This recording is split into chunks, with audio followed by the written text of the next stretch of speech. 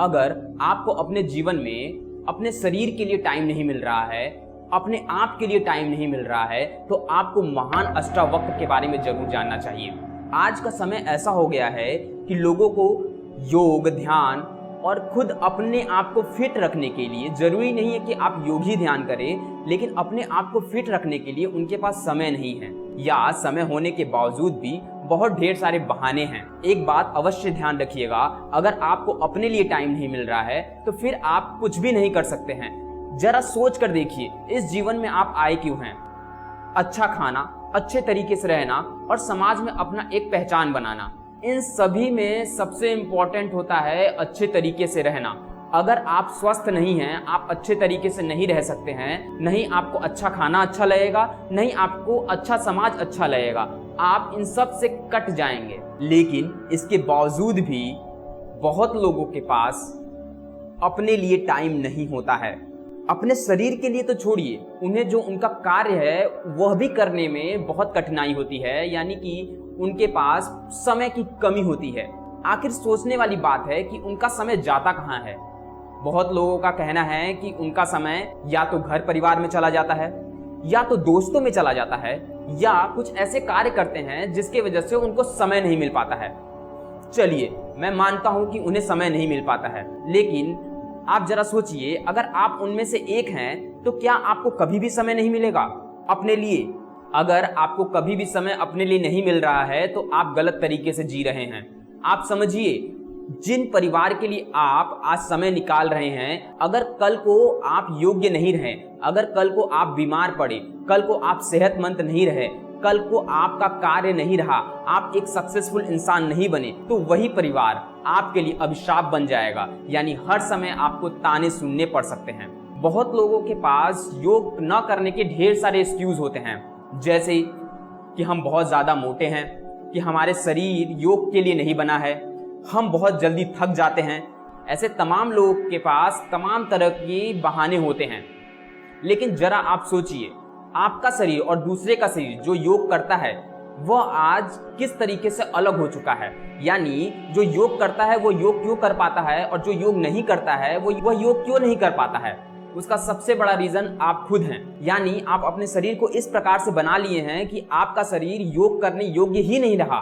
कोई भी योग, ध्यान, प्राणायाम या कोई अपना कर्म सीख कर नहीं आता है, सब यहाँ पर ही सीखता है। मैंने एक वीडियो बनाया था जिसमें हमने आपको 6 आसन बताए थे, जिसमें आप अपने शरीर के वेट को कम कर सकते हैं, अपने पेट को कम कर सकते हैं। उसमें एक भाई का कमेंट था, भाई आप पतले हो इसलिए सारे योग कर लेते हो, हम बहुत मोटे हैं इसलिए योग नहीं कर सकते हैं, हमसे वह योग नहीं हो पाता है। दोस्त, हम आपको डिमोटिवेट नहीं कर रहे हैं, नहीं हम आपका अपमान कर रहे हैं, बट आपको यह बात सोचना चाहिए कि आपके मोटापे के पीछे कारण किसका है। क्या आपको सच में योग करना है?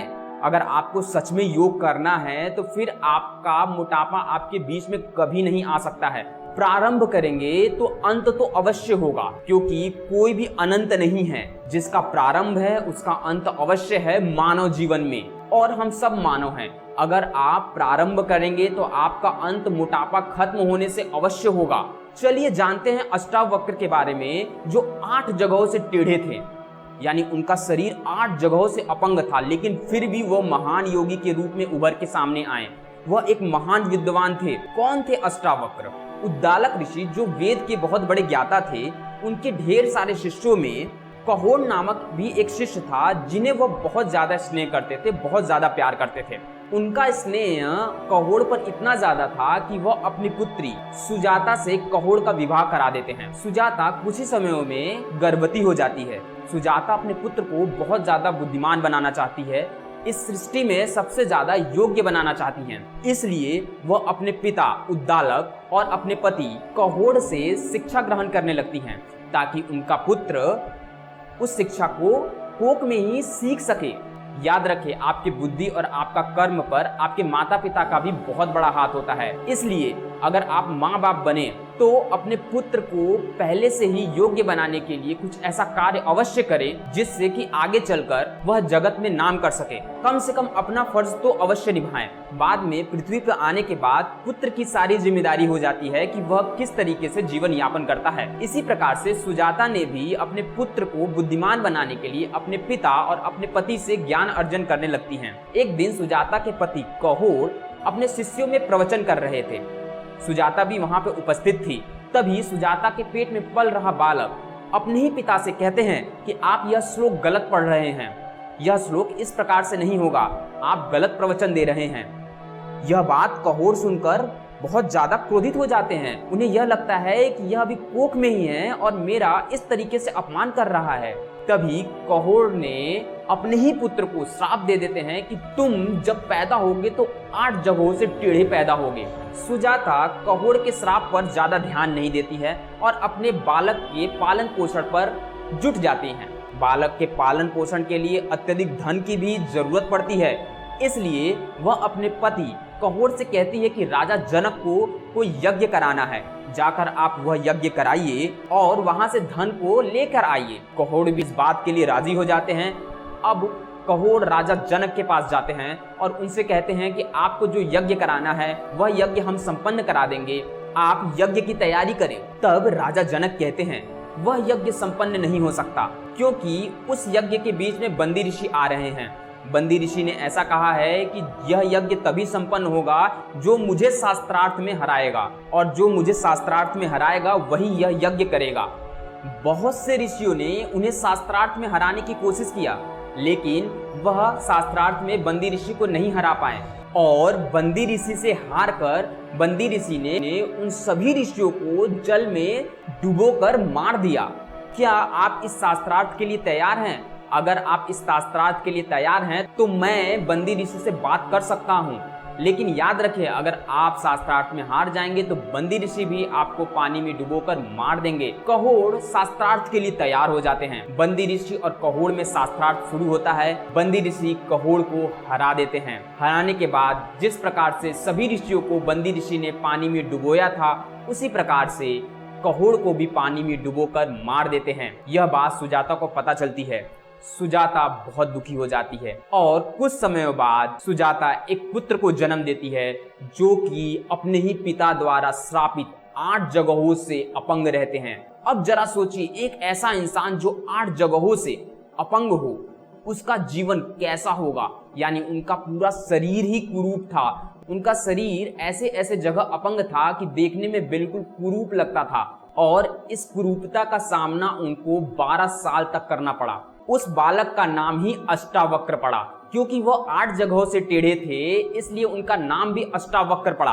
अष्टावक्र जन्म से लेकर 12 साल तक अपने नाना उद्दालक से ही शिक्षा ग्रहण किए और बहुत ही जल्दी सभी शिक्षाओं को ग्रहण कर एक विद्वान पंडित के रूप में निखर कर सामने आए। 12 वर्ष की उम्र में उनको पता चलता है कि उनके पिता कहोड़ को बंदी ऋषि ने शास्त्रार्थ में हराकर पानी में डुबोकर मार दिया था।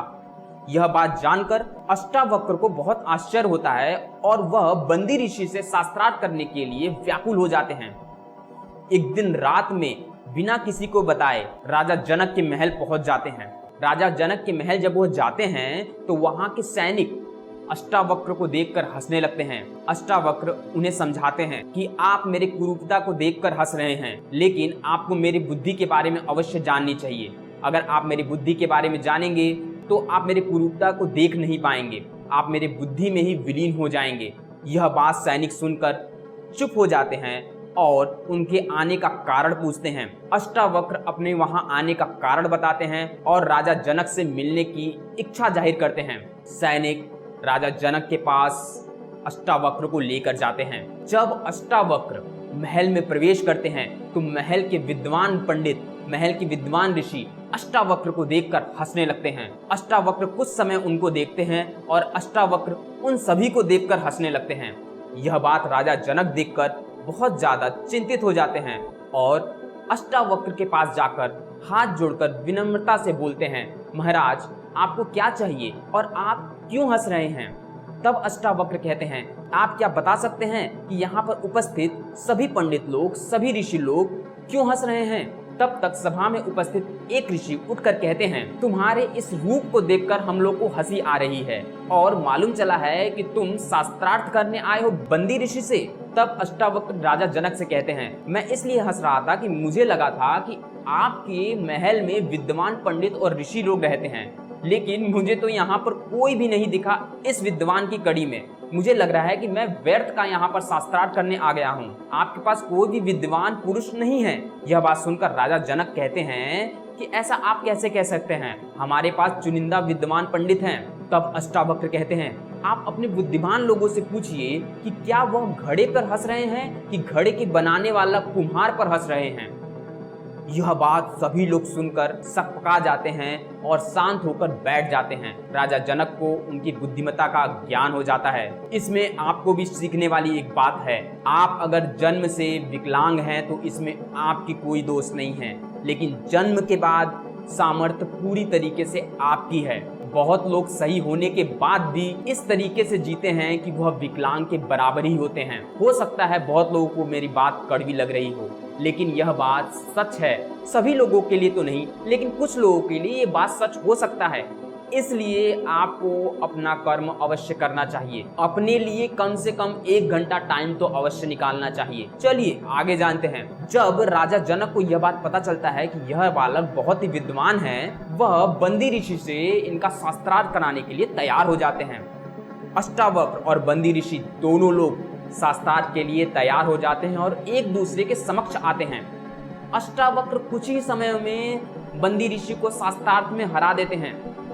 यह बात देखकर राजा जनक बहुत ही प्रसन्न हो जाते हैं और बंदी ऋषि को भी जिस प्रकार से अन्य ऋषियों को बंदी ऋषि ने डुबोकर मारा था, उसी प्रकार से बंदी ऋषि को भी नदी में डुबोकर मारने का आदेश देते हैं। तब बंदी ऋषि राजा जनक से कहते हैं, राजा जनक, मैं वरुण देव का पुत्र हूँ। वरुण देव के आज्ञा से ही पृथ्वी पर आया था और यहाँ के विद्वान पंडितों को हम अपने साथ लेकर जाना चाहते थे, इसलिए अपने साथ शास्त्रार्थ करवाते थे। जो ऋषि अच्छे थे वही आपके यहाँ यज्ञ कराने आते थे और उन्हें हम शास्त्रार्थ में हराकर अपने पिता के पास भेज देते थे। उनमें से किसी की भी मृत्यु नहीं हुई है। अपने पिता के पास इसलिए भेजते थे क्योंकि उन्हें भी यज्ञ कराना था और उन्हें दिव्य ऋषियों की जरूरत थी। इसलिए यहाँ से जितने भी ऋषि लोग डूबे हुए हैं वह सभी लोग सुरक्षित हैं। वह हमारे पिता के पास यज्ञ संपन्न करा रहे हैं। यज्ञ संपन्न कराकर वह इसी जल से पुनः उत्पन्न हो जाएंगे। यह बात सुनकर सभी लोग आश्चर्य होते हैं और उस नदी के पास जाते हैं जहां पर सभी ऋषि लोग डूबे हुए थे और कुछ ही समय में देखते हैं कि सभी ऋषि लोग वहां से उत्पन्न होकर बाहर निकलते हैं। यह बात देखकर सभी लोग आश्चर्यचकित हो जाते हैं और खुश भी हो जाते हैं। उन ऋषियों में से अष्टावक्र के पिता कहोल ऋषि भी रहते हैं। कहोल ऋषि को अपने पुत्र के बारे में सभी बातें पता चलती हैं और वह अपने पुत्र से बहुत ज्यादा प्रसन्न हो जाते हैं। वह यह जान जाते हैं कि मेरा पुत्र सच में बहुत ज्यादा विद्वान है। जिन्हें मैंने नहीं हरा पाया उसे इसने 12 वर्ष की उम्र में ही हरा दिया और अपने पुत्र को उसी तालाब में डुबकी लगाने के लिए कहते हैं। वह कहते हैं कि अगर तुम इस नदी में डुबकी लगाओगे तो तुम मेरे श्राप से मुक्त हो जाओगे और तुम्हारे जो 8 अंग टेढ़े हैं वो सीधे हो जाएंगे। जैसे ही वह उस नदी में डुबकी लगाते हैं, डुबकी लगाकर बाहर निकलते हैं, वह एक सुंदर युवक के रूप में बाहर निकलते हैं। यानी उनका शरीर का टेढ़ापन बिल्कुल सही हो जाता है। वह अब विकलांग नहीं रहते हैं। सोचिए, एक ऐसा बालक जिसे अपने शरीर से ज्यादा अपने मन, अपने बुद्धि और अपने इच्छा शक्ति पर विश्वास था, उसी बुद्धि की वजह से अष्टावक्र ने अपने शरीर को सही कर पाए। लेकिन बुद्धि ही आपके विनाश का कारण होती है। जिस प्रकार से अष्टावक्र को 8 जगहों से टेढ़े होने का श्राप बुद्धि की वजह से ही मिला था, उसी प्रकार से बुद्धि के ही वजह से वह सही भी हो पाए। तो आपको डिसाइड करना है कि आप बुद्धि किस तरीके से और कहां पर प्रयोग लेना चाहते हैं।